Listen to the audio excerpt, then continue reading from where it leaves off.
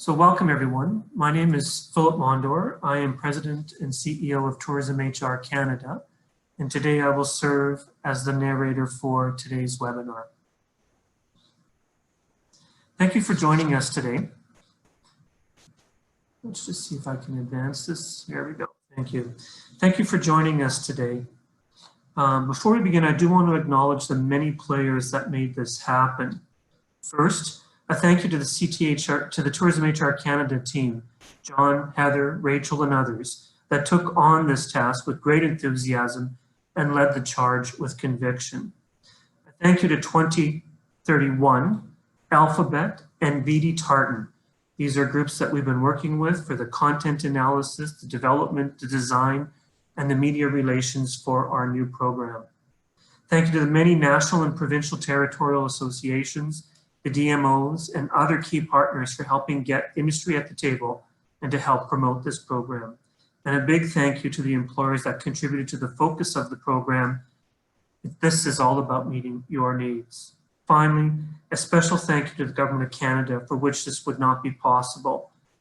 Government of Canada has been a great supporter of Tourism HR Canada's mandate and our collective interest in building an inclusive, productive, and resilient workforce. Just going to take you back for a moment and put a bit of a context on this before I get into the details.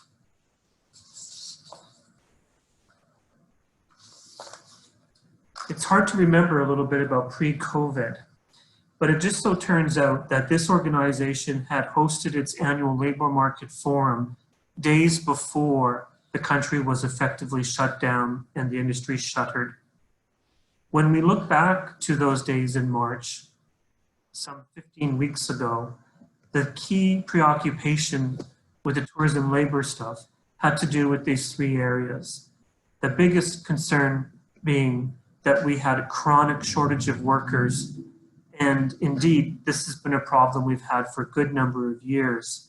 And Canada's unemployment rate was at its lowest, and the most acute sector facing the problem was tourism.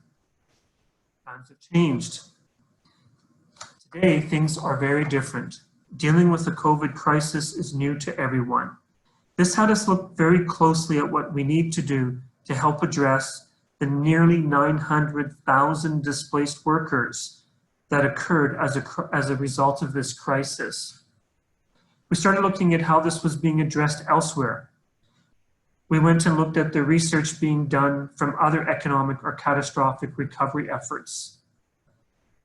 After doing a careful review, this informed a retention, recovery, and resilient plan, which had several measures.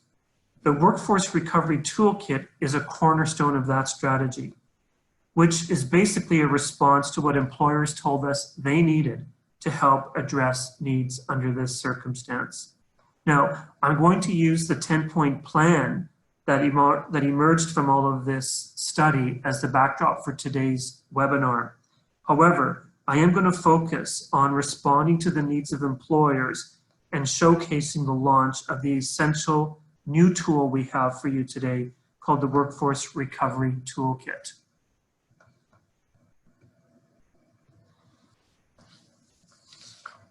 The industry, up until March 15th, had 1.8 million workers and indeed was growing.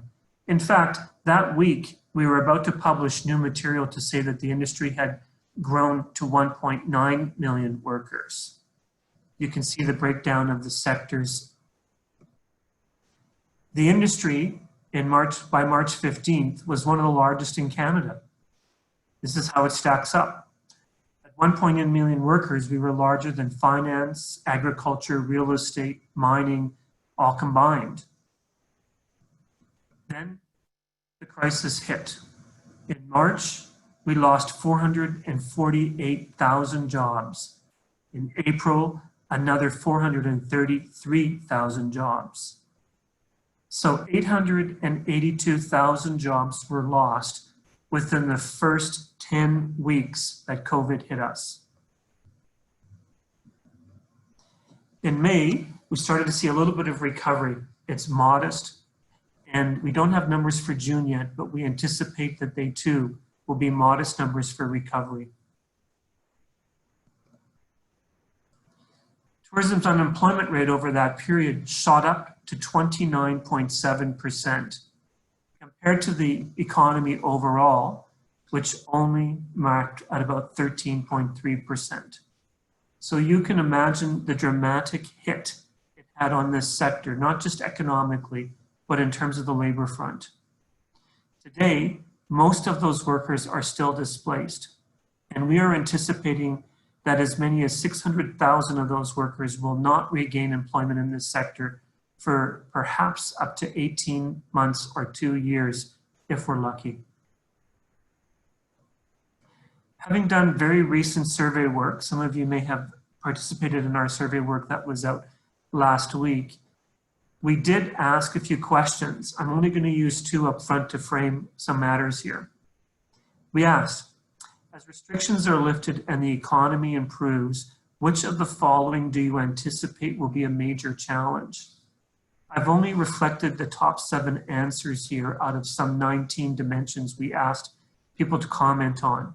But you can see that the biggest concerns had to do with adapting to the new protocols and regulations, the ability to compete in terms of compensation, and staffing concerns around job security.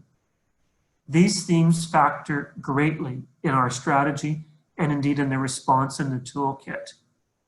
You'll see more of that as we move along. One of the themes that emerges in general from this research is that clearly companies are suffering financially. They're cash strapped, and this is what is making them make decisions on how they're going to cope. Another question we had, by the way, which of the following do you believe will be a barrier to finding enough workers for your business this summer? Here, the highest ranked item was potential workers choosing the CERB benefit rather than returning to work. The second item on there also had to do with wage subsidy programs or Government Canada program, and the concern that the wage subsidy would end too early. Now, part of what you can read into this message is not always a full understanding of how these benefits work, or other opportunities that they may have to subsidize wages and workforce issues. But it is clear that as recovery happens and as workers are starting to return to the workplaces, businesses are struggling with understanding how to manage the return of workers while still grappling with tight finances and slow recovery. So these ideas and these themes and research we did in the marketplace to find out what employers are struggling with most inform the strategy, the 10-point plan that I'm using as a backdrop for today's session, but more importantly, informs the Workforce Recovery Toolkit that we're proud to announce today and that we'll make sure that you go straight to after today's webinar. So to walk through today's webinar, what I'm going to do is walk through the 10 points in the plan, but I'm going to spend more time on items reflecting the recovery toolkit and how it supports employers. Those that are not employers, like governments, players, policy people, the national associations, academia, and others, will still see some messages in here that are relevant. The plan does include strategies beyond employer activities. And I'm going to do this in the same order that the 10-point plan is published, which is available on our website. So if you want to see more details, it is there. Or if you're familiar with it, then the order will make some sense. So first item in the 10-point plan had to do with practical and explicit guidelines. Now, this plan was published some 6 weeks ago. And at that point, the biggest concern that was raised was employers trying to grapple with the types of guidelines that they must now follow.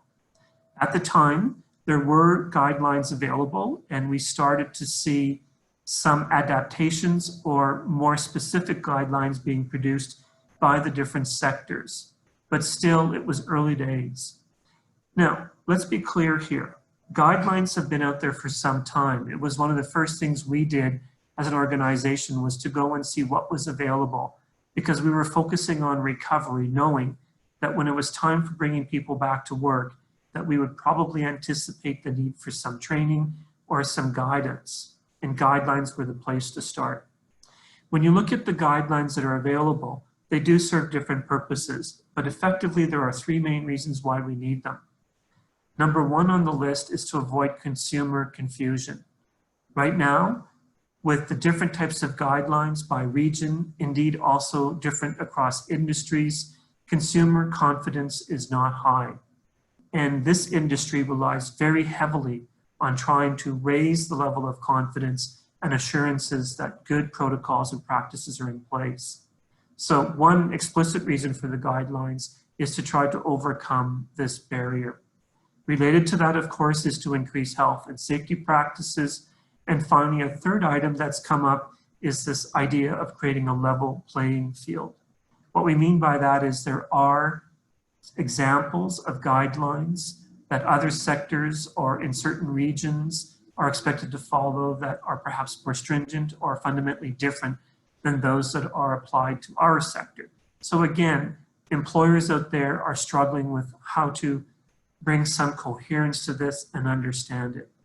Now, since this was published, there's been a lot of work done and a much more coherence is at play. Still, with the survey that just came out this past week, one thing that we learned is that the confidence and understanding of the guidelines has increased, but one of the big challenges is whether they can manage the guidelines. In other words, the complexity, the costs to implement these guidelines in themselves are now proving to be a difficult situation, perhaps cost prohibitive or not feasible. Now, there are some very good guidelines out there, but for those still trying to sort it out or figure out where to go, we've designed for you the top criteria to look for and what you could use as a way to define if it's a trusted guideline. And those include the items you see on the screen. The best guidelines are those that have a focus on the industry, preferably with Canadian context. They're widely endorsed. They apply across all of the different situations. They're maintained. That matters greatly.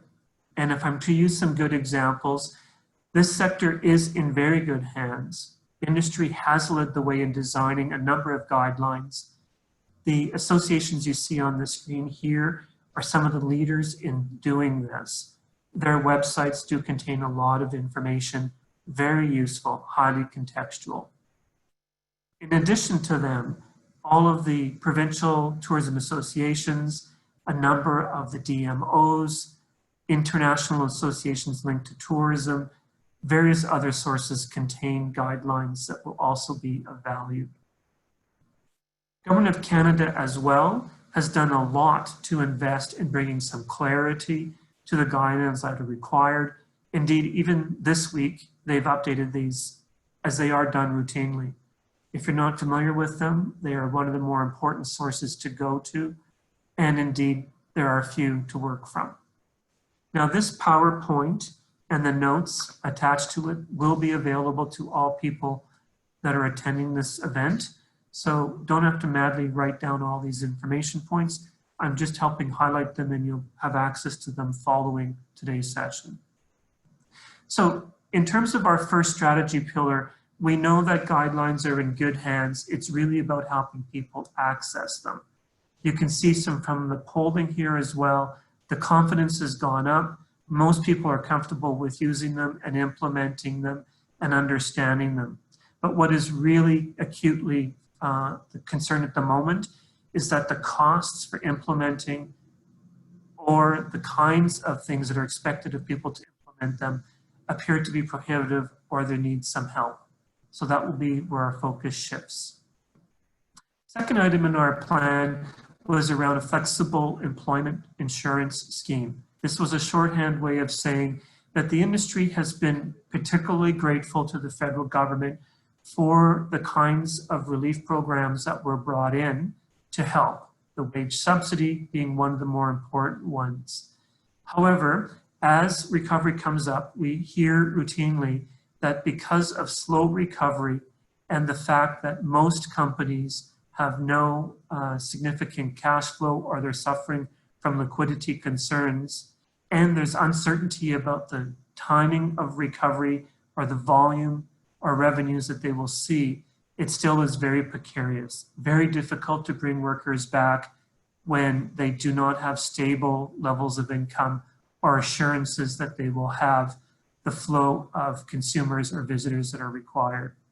So this is still a tricky area. Recent polls, again, that were just collected this past week, employers do indicate that there is concerns with the wage subsidy ending too early. Now, I won't go into more depth here, but the national associations have been working very hard at advocating on behalf of the sector, and indeed the government has done very well to listen and support the needs here.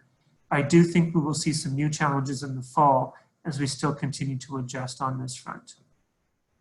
Well, let's get into some of the real focus of today, and that starts to come up in this category here we call skills training. Now, skills training came up in our research because basically we are returning to an entirely new business, to a new industry. Things have changed dramatically. We know business models have to adapt. Service requirements are changing. The consumer or visitor that companies are serving will change. There are very many new variables. So it's a new playing field. We're going to be working with fewer workers. We're going to have less visitors, etc. We've tabled lots of this detail in our report, but what this has led to, of course, is the kinds of tools necessary to help employers cope with this.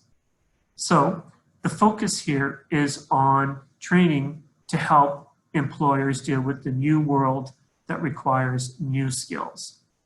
Our research indicates that the training demands are multiple. They do involve frontline staff, but they also involve managers, executives, owner-operators. In fact, the category of owner-operators ranks very high in terms of needs. Early in this process, because training was a high priority, particularly to help with retention of frontline workers, Tourism HR Canada opened its online system for free to allow Canadians to access the many modules of learning we have, a system that we've built over 15 years of effort. We've had 10,000 Canadians take us up on this offer to date, and we're very proud that that's helped retain a number of workers to the sector while they were furloughed from their jobs or while they were trying to skill up, anticipating the new demands when they return. What we're happy to announce today and quite excited to announce today is the next chapter of the online system that's going to be particularly beneficial to business owner, operators, supervisors, executives. TourismRecovery.ca was launched today. Some of you may have discovered it. It certainly is available and open now. Its focus is on recovery and resilience. We're going to see a good glimpse of it in a moment here. And we're very proud to launch this today. It was an enormous investment that involved significant consultation with employers, looked at a number of demands and needs. And today we're able to launch a comprehensive online system that is, again, available for free and will be there to help with the current needs on recovery. Also, we are going to extend the offer for the online merit training until July 31st. After that, our focus will shift mostly to the tourismrecovery.ca material. Anyone who signs up for a merit by July 31st will continue to have a full year of free access. So what is tourismrecovery.ca? I'm going to walk you through in this section a bit of an overview of some of what is contained in this new toolkit. I want to impress upon you as well that there is a lot of stuff in here. It is based on best practice. It is pulling from a number of existing sources. Its intent is to also grow and scale to meet the demands as we move forward through our journey of coping with COVID. There'll be new regulations. There'll be other demands. We will be responsive and we will continue to adapt the materials. We will also find new materials. We'll get questions. The whole idea here is to make this the main hub, our resource that will help you address some of your needs. And this site, of course, is really focused on helping you deal with the crisis, but the real focus in our view is to really build a situation where you're resilient. We have to look beyond COVID. We want to project a good practice that will enable the sector to be far more resilient and able to tackle challenges like COVID in the future. The site is set up, the toolkit is set up in 5 categories. These are indicative of what the market identified as areas where they needed support, all on the recovery. Those are the categories. I'm going to walk you through a bit of an overview, a bit of a sample of the kinds of things that are contained in there for the next 5 slides. Let's start off with the workforce one to begin. Workforce, of course, is one of the 5. There are many themes and topics contained in here. After all, dealing with the workforce is a complex matter. So one section, and again, I'm only doing sampling of things here, but one section we have in there refers to IT challenges. IT is an area we've all become familiar with in the last 15 weeks. We no longer have contact with people, but we certainly have contact with technology. We're all trying to cope and manage, and some more successful than others. And indeed, it doesn't apply to every work context, but we are stretching our efforts to try to manage as much as we can in this context. And if it's not us, it's our consumer doing so. So IT has really ramped up.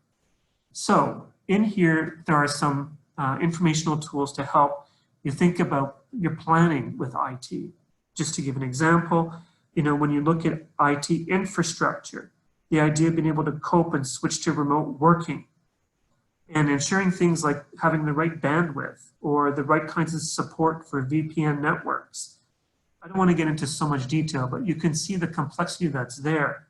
Well, we hope that this resource will help you think about those planning points. One more example with IT I'm going to use is the employee support area. This is an area that I'm sure many of you have grappled with. But we have to know that not all employees are well equipped at home. They may not also know the basics, especially when they're managing their own IT needs in their own home. So helping prepare employees, explaining how to do things, giving them coaching on managing video conferences, dealing with poor reception or disruptions. These are all new skills, new ways of managing, new expectations, etc. And there's levels of urgency and so on. So clearly one example with the workforce that emerged is the notion around helping with IT.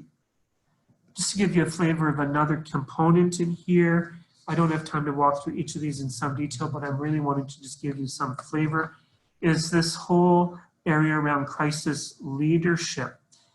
We all, as managers and leaders, understand how complex this has come. The longer people are away from work and having to cope, the more that leaders have to step up and assist and manage some of these needs. So there's some examples in our program here that help with those matters. And you can see from the diagram, the themes that come underneath this can speak to continuity and communications as a priority, but it also really flips the coin, if you want, and does a significant focus on workforce health and maintenance. Oddly enough, I was on a call earlier today as a webinar, and this was the topic I was asked to speak on.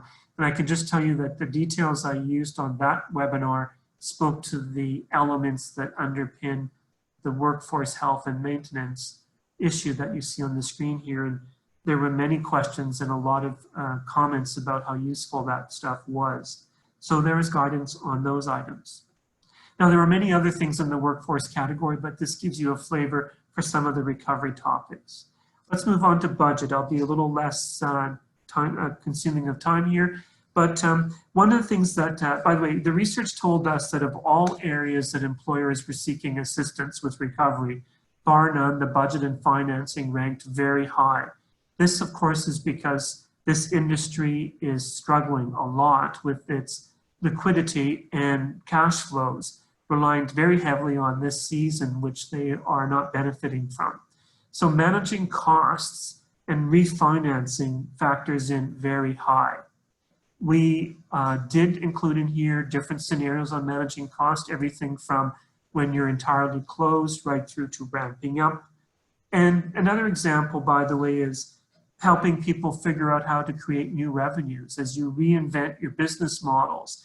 And in this example, it started to get more specific to the types of operations you have. And of course, the industry has many different types, so the themes were broken down. Budget and finance includes things like helping access relief funds or getting financial management advice and more. I should add, because I forgot to mention it earlier, we do encourage you to ask questions along the way. Please do. We have a record number of people attending today's webinar, so I'm not going to be able to answer all of those questions, but I want to assure you that they will be the subject of a Q&A that will show up in our newsletter. And as a recipient of today's call, you will get an email from us with follow-up. So we will be answering your questions if we don't get to them in the session. Okay, another section in our new toolkit is marketing. And again, I'm not going to spend very much time here, but more to give you a flavor. We get a chance a little bit later in the presentation to go a little bit deeper in one of the topics. But you can see from marketing, from a recovery point of view, there are tools here to help you think about new markets, new channels, wholly different realities than one might have been operating with because things have changed, especially knowing that for the next year, maybe perhaps two, most of our recovery is going to focus on domestic travel or very local travel before it goes international. And the nature of events are going to change significantly and so on. So this is all about recalibrating your business plans and models, rethinking your product lines and markets. There are many different ways to look at this. I've captured only a few. Also want some good practice with respect to measuring what you're doing. Indeed, the checklist on this and the details were far more than 4 points. But you can see here the toolkit for some has tools that get into some more sophisticated areas if you want to start getting more systematic about measuring how well your changes are working, how well your new investments to adjusting your work plans and your business models, how well they're working. So there are tools to help you with that. And the measurement, of course, will help you redirect and adjust as you go along. Again, there are more tools than that in the marketing category. This is just a sample. Now, this section is communications. For today's sample, I thought I would focus on the area around crisis plans because this has come up as a common question and is routinely being asked in other seminars or in articles that people have asked us to write about. So one area of our crisis plan, a crucial element, is what we call stakeholder mapping. Stakeholder mapping is a crucial element to any kind of crisis communication. It's really central to recovery. So the idea of the mapping is a 5-step process that we walk you through here. It's everything from identifying new audiences to looking at the kinds of outcomes you want, how to engage these players, and so on. So it's helping you get a much new frame around it, but then ultimately how to better communicate what is necessary. And it's an engagement strategy at the core. Another example of communications is the 5 C's of crisis communications. Concerns are things like focusing the attentions on the needs of the concerns of the audience rather than of the business. Control are things like helping control your message so that it's not misinterpreted and you can manage the variables and changing kinds of data that's showing up, and so on. So again, the lens here is very much about recovery. It's about addressing the crisis. It's about helping you realign your business practices so that you can prevail, become profitable, regain your market share. Finally, one other category that we have in the toolkit is referred to as strategy. Again, many different tools in here. A little sample includes the categories you see on the side, as well as, again, checklists, other components, videos, etc., that help you look at certain strategies. A prevailing strategy that comes up, to be very clear here, is around stakeholder community engagement work. This is not surprising, and by the way, is also consistent with the kind of work that Destination Canada has been putting out with respect to recovery for the sector. What we know is that tourism businesses are some of the most important economic engines for communities, have been the largest employer base and growing. So the decimation of tourism means that many, many communities are struggling. So a community approach matters. In many ways, tourism was an anchor to those communities or is leading the charge. So a big part of the strategy for recovery does embody the idea of community, how you bring them into the fold, how you harness resources, how you benefit from doing so to build the capacity, but again, to rebuild consumer confidence and a sentiment by the community that they're receptive and open to visitors once again. So there's a lot to do in the strategy area. We are going to get a little more sampling of that a little bit later in this presentation so you can see more depth tools that are there. Finally, a few other features about the website. One thing that makes this site perhaps most useful is that it is always going to be maintained and updated.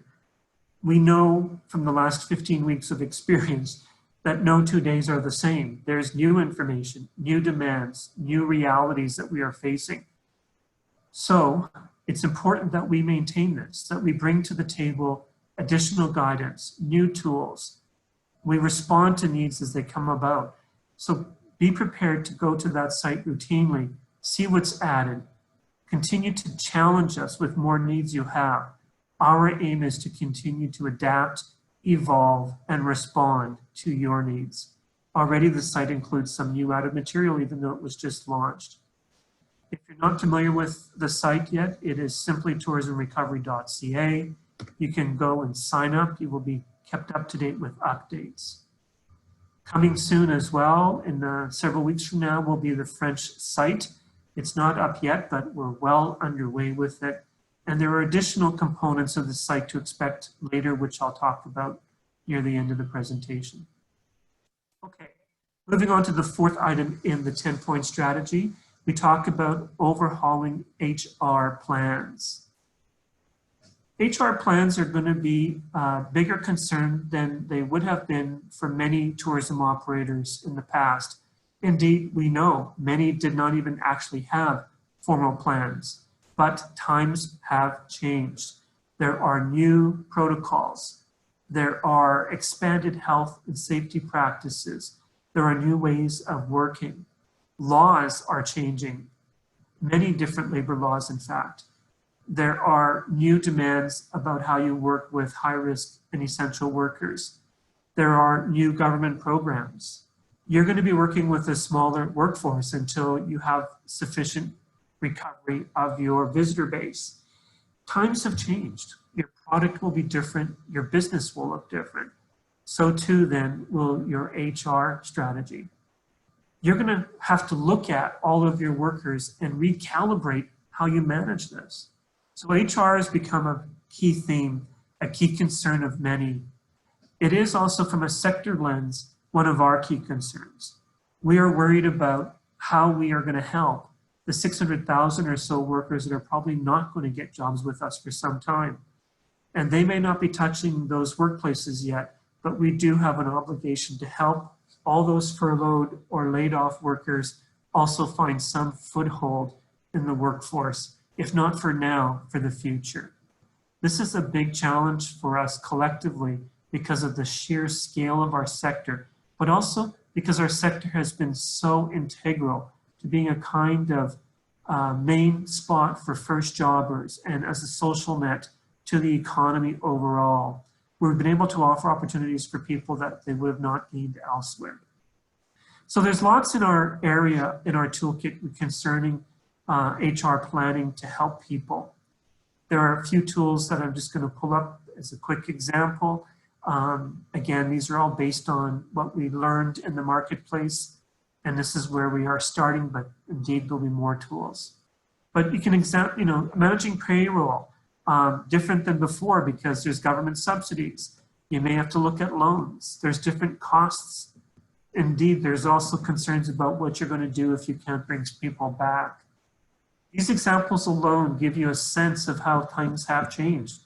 This was not your payroll discussion in January, but it is now your payroll discussion as you bring people back.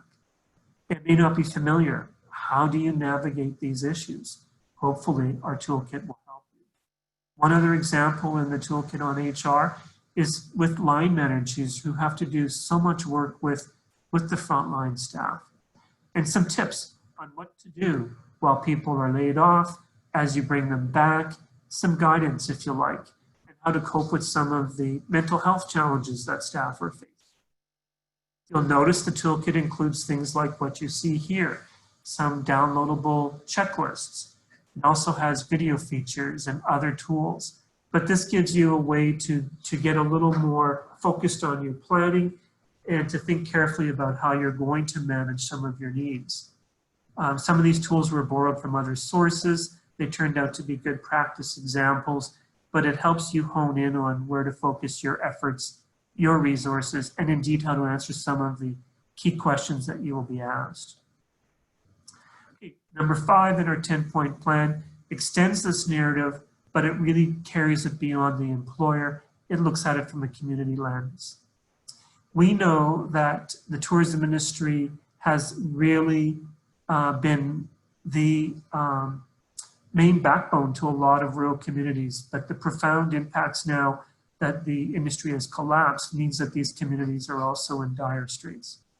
So we are recommending in our strategy that we will be putting more time and effort into helping communities build strategies that indeed will also filter down to help employers and ultimately workers. We know from our work that it needs to be an all-of-community approach. It needs to align with economic goals. It needs to align with new strategies that DC has put out around recovery of our industry. There's a lot of new factors to contemplate.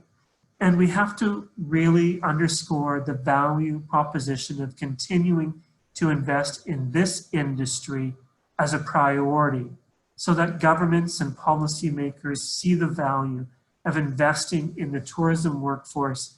It's more than meeting the needs of our industry, it's meeting the needs of communities. It is one of the key strategies to revive the economic engine and to bring back a demand for more job creation. The idea of doing a whole bunch of community-led approaches should, we hope, lead to us having a more strategic national approach to a strategy to deal with tourism labor. We are still working on how we will go about doing some of this work. We are going to be making special requests of the federal government for some funding to see if we can be a little more engaged in this type of work.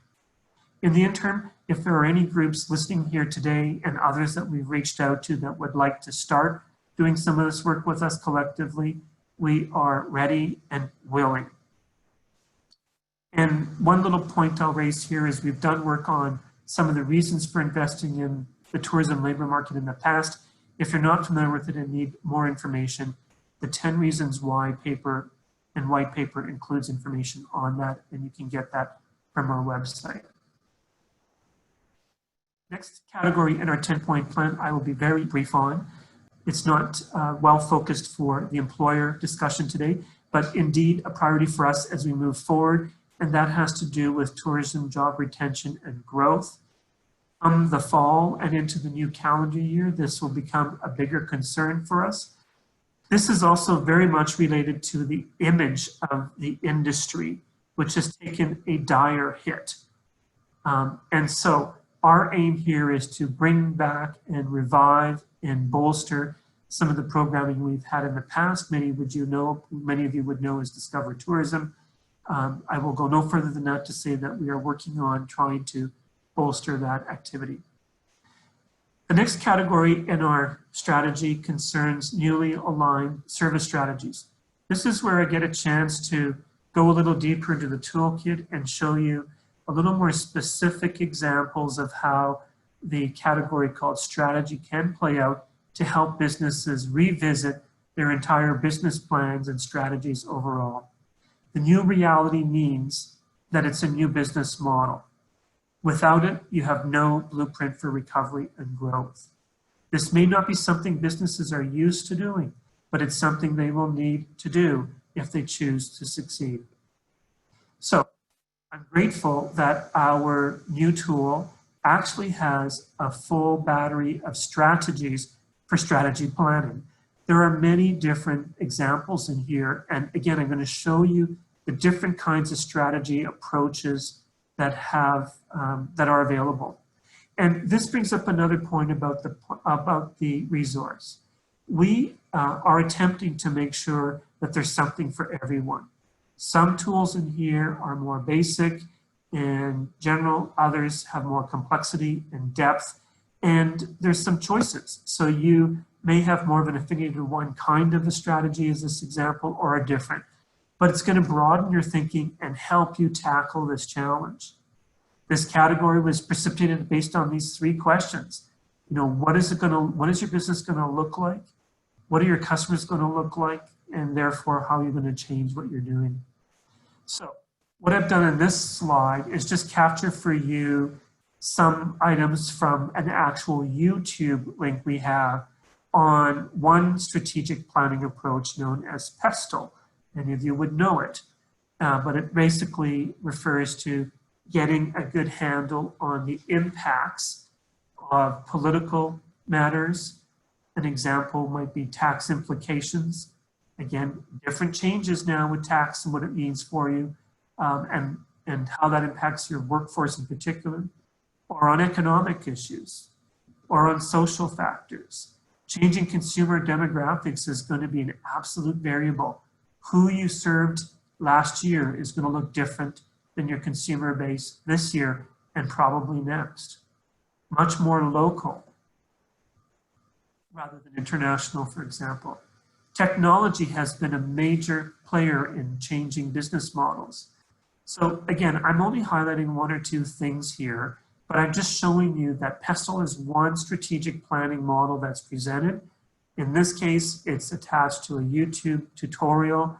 It has you thinking about different dimensions. And as you start to ruminate on these things, it really starts to bring a picture about where you need to go. And a few things start to stick and give you some ideas and hopefully inspire you as well with some thoughts on where you go. And if you don't like PESTLE or you want to add to it, look, there's another example. There's the Porter 5 Forces item. This one is focused on analyzing the competitiveness in the marketplace. And so it gets you thinking about it from a different lens, and it gives you some idea to know how healthy the industry is around you, but also globally. And so again, it's going to help think about what kinds of markets you might focus on, what kinds of further economic forces may continue to impact the sector for a period of time. So a different way to look at it, but it gives you a way to think carefully about the issues. Another model is what's called visioning. Again, there's an interesting TED Talk here where this guy does a lot of scribbling and drawing, half of which is incoherent, but the message is really good. And so if you're, mindless and want to have a good TED Talk, this is one to watch. It gets you thinking again a little bit differently about how to look at strategic planning, gets you outside of your maybe normal frame of thinking, and can really be a good starting point. Another example is this VIRO analysis, which I learned by preparing for this, has been around for a long, long time. But again, giving you a bit of an idea to look at competitiveness from yet a different angle. And it's based on this sort of protocol where you sort of first get a handle on the kind of product and service you have and what its value proposition is. And then it gets into the question of whether this is easily replicated or duplicated, like just how rare are you? And then indeed it gets into whether you've got the sort of right structure, sufficient resources or infrastructure to support it. So it helps you think carefully about where to focus in order to become competitive. Now these models, by the way, have all been tested and tried and proven, which is why they've come up as examples to work from. Now, if you're more theoretical, theory of change is another example. Not that I want to bore you so much on strategy planning, but the strategy I'm getting at here is that there's a lot of strategies. So again, it's helping you think about this in a very logical sequence and order, and it helps you connect the tools and resources that can assist. You can see this, the steps here are kind of straightforward in a sense. Think about your goals, map out what you need, but it certainly gives you the marching orders. And as I said, the package includes as well other tools you can download, like checklists, to help you get organized or to use with your teams as you think through these things. So that gives you a little bit of an idea of the kinds of tools that are even within a section. And it's hard in a 1 hour to do a whole lot more depth than that, but we're really hoping you'll go there, you'll try them, you'll experience what they have.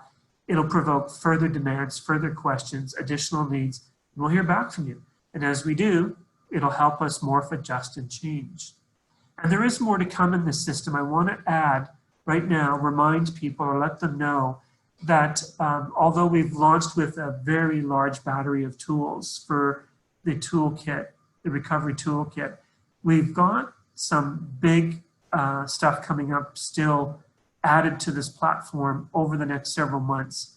One of the bigger pieces that you will see come August is our entirely updated Business Builders series, which helps people even go further with some of their thinking, or for new startups will be further tools to help. Now, this slide doesn't do this justice because the specificity, the tools, the instructional material in Business Builders is a whole other kind of program that people will be benefiting from.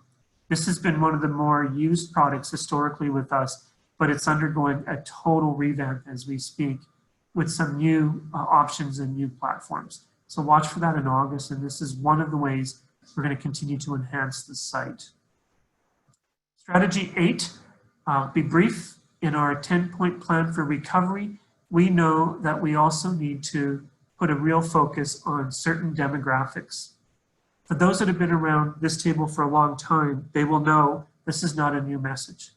We have been pushing hard for us to continue to promote a diverse workforce. That has protected us in the past. That has made us more resilient.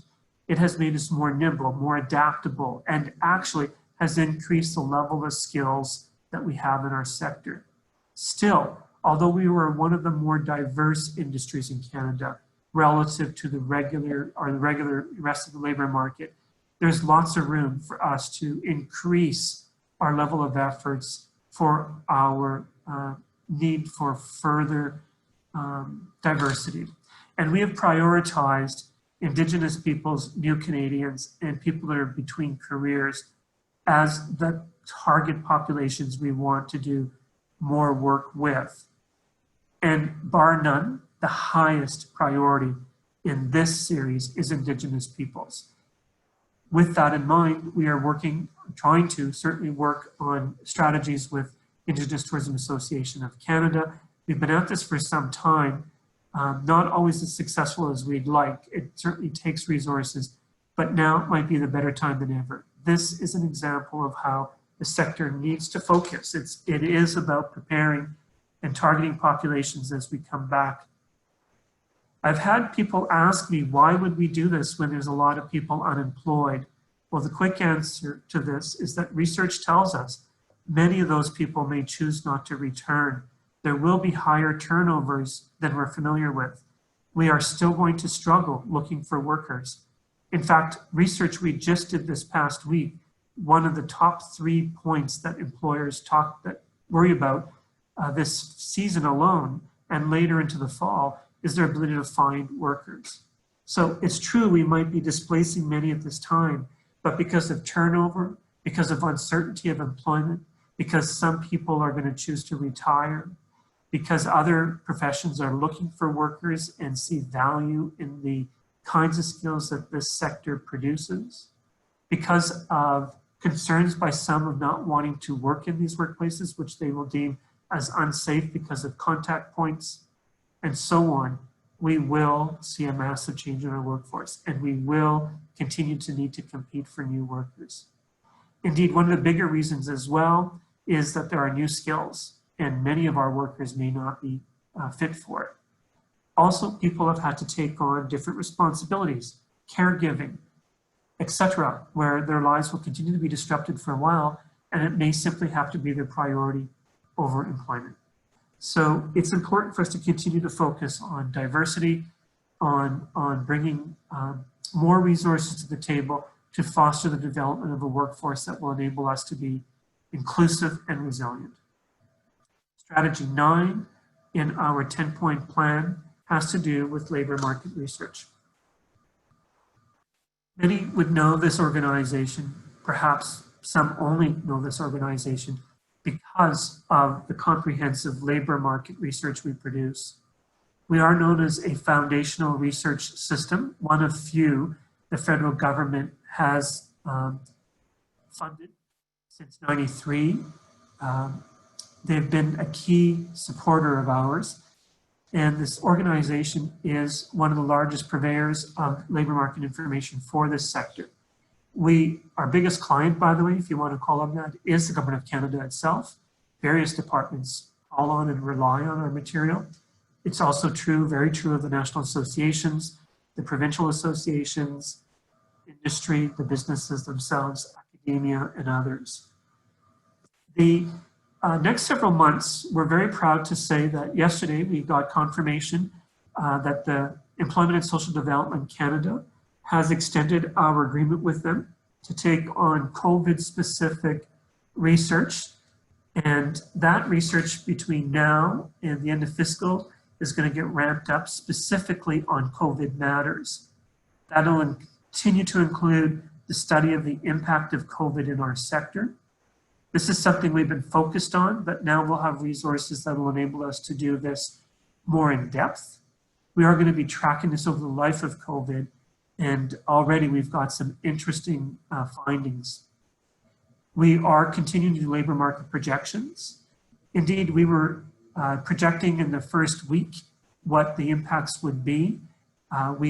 After further research and being able to look at Stats Canada data and our additional work with the conference board showed that some of our early projections were quite accurate, but now we had more information, more nuanced, and we're able to do more specific projections even by region.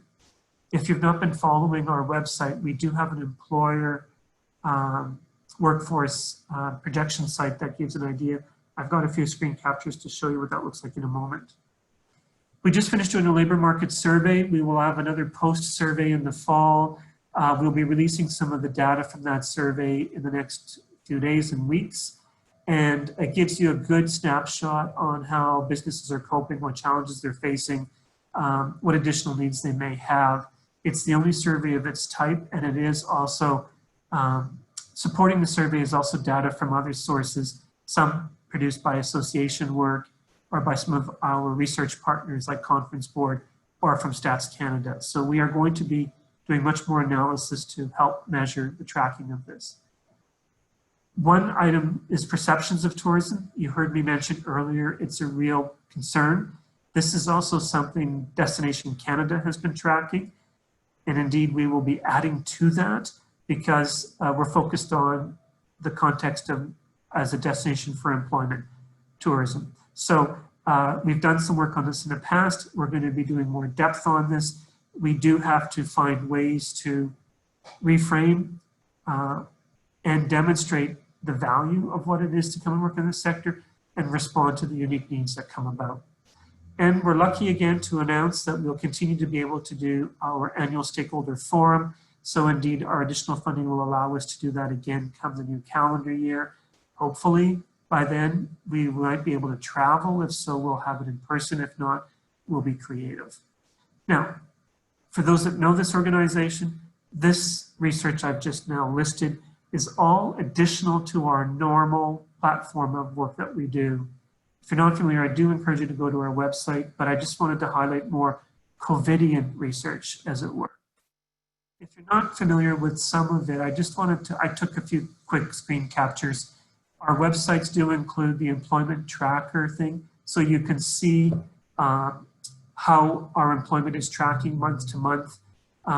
And indeed, you can, the lovely tool we've got here is that you're able to go and do some calibrations or some looks, or have the data translate into very specific scenarios for you if you want to look at it from a different lens. I'll leave it at that.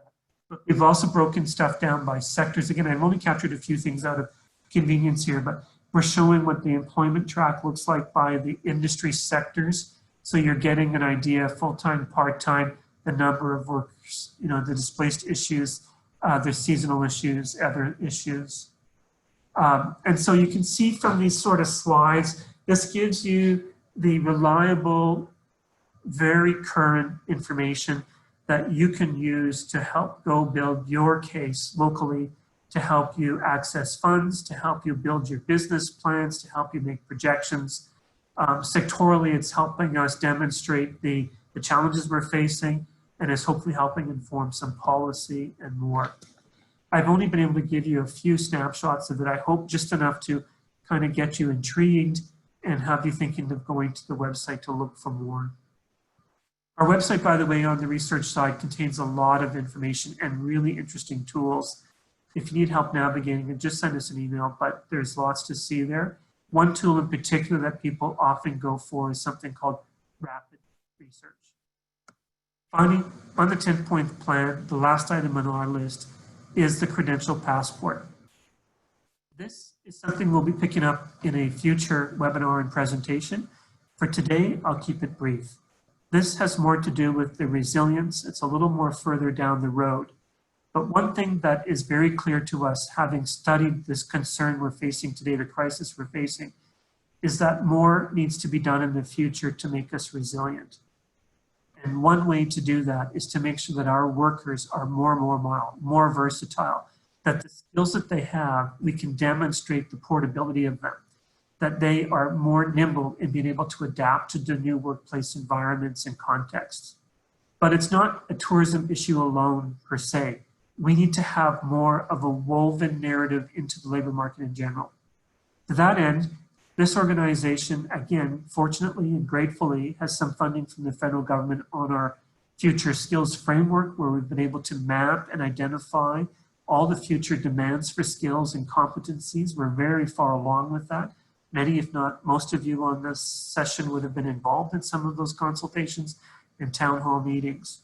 But for us, what's on our lens is moving that forward by starting to produce tools like assessment tools and tools to help improve mobility, so that when we find ourselves in these kinds of crises in the future, we're able to help workers more rapidly find the jobs that they're fit for, or for us to absorb people who are fit for the industry, our industry. In other words, we're just creating more of a mechanism to ensure that the workforce is more nimble and versatile. This project, incidentally, is also engaging work by other sectors, and it is the subject of a future presentation when people are ready for it in the fall. So to wrap up, our 10-point strategy really did look at 10 things that the research emerged telling us these are the kinds of things that we should focus on with recovery. They're probably not the only things. And as we continue on this COVID journey, I was going to almost use the word nightmare there, but I'll use the word journey. As we go down this COVID journey, we're going to learn new things. We're going to experience other issues. Not all these things might materialize. They do take resources. They do take commitments and engagement. But we're going to do our best. And we're going to listen closely to hear more about what you need as we continue to adjust what we're doing. Indeed, the biggest strategy of all for all of us is to be highly adaptive in our practices, to be responsive. Being static is not a solution. We have to adapt with the times. I encourage you now, please go to tourismrecovery.ca. We're excited to launch this today. It's been something we've been wanting to do for a while. It's been a huge undertaking, and we're proud of what we've put out there. There's much more to come, and we're going to hear from you to know more of what that is. Please do go there, do sign up. You will be kept in the loop. And finally, my last note for today, to be right on time, If you're not already signed up for our Tourism HR Insider, I encourage you to do that as well. It's something you can do just by going to our website. The reason for that is that's a key mechanism for us to continue to keep all of you engaged, up to date, and informed. It's our main tool to provide new information on what's happening in the labor market. Thank you everyone for joining us today. It's been a quick hour. I know that it's been a lot to absorb, but if there's one goal today, is to send you to tourismrecovery.ca. Thank you everyone.